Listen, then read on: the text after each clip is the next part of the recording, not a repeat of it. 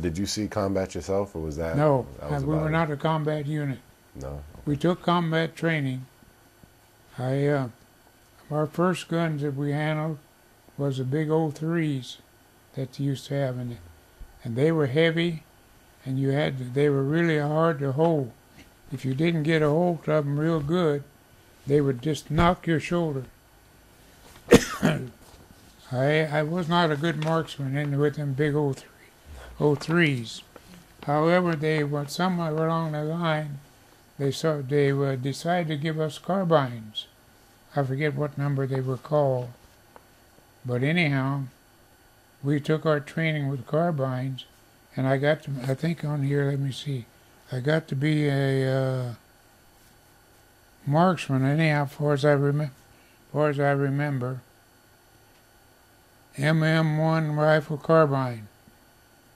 That's what they were called. But I turned out I could fire that pretty good. It was a light gun. It was not heavy. But we did not keep our guns because we were not a fighting crew.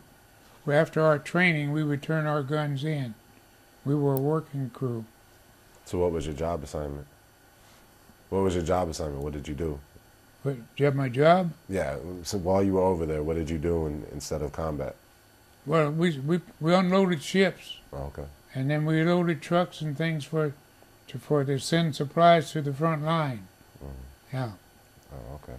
See, they had to have food and various things that they needed, and whatever they needed, they'd call back. Messages would come back.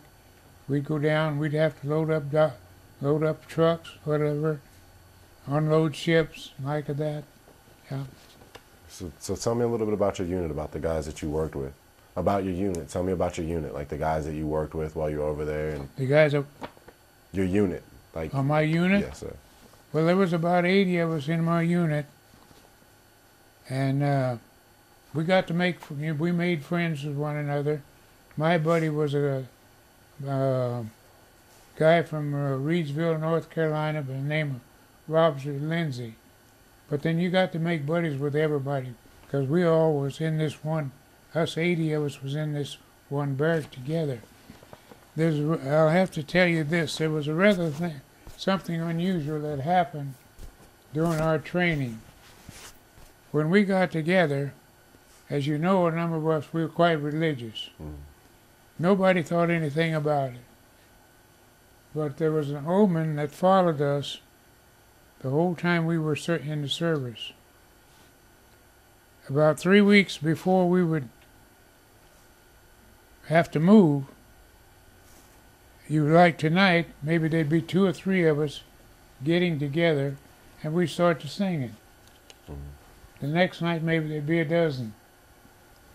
Until maybe the 3rd or 4th night, the majority of the ones in that building was all together singing. And what a wonderful thing that was. When you get 50, 60 guys and everybody's singing, you know. Oh, it was great. So then all of a sudden we'd get an order, you got to move. So we'd pack up and move. When we get moved, everybody forgot all about singing. And then all of a sudden, maybe 2 or 3 guys would start. We'd say, oh, we're going to have to move. And then 3 or 4 days, or 4 or 5 days, we'd have to move. And we did that. That followed us all the way through the service. And the last time that I was involved in it was in Marseille, France. They had got us ready to send us over to, I think Hawaii, or over to Japan. That's when before they dropped the bomb. We were getting ready to load the ships and leave. However, when they dropped the bomb, they didn't need us. So we had to stay there. We stayed right there.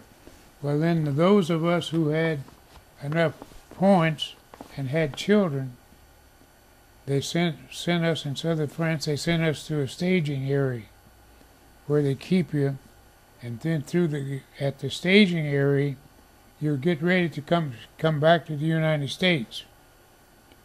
So I was all set, ready to come back, and this captain, or I believe he was a captain, he might have been a major, he came in one day and called everybody out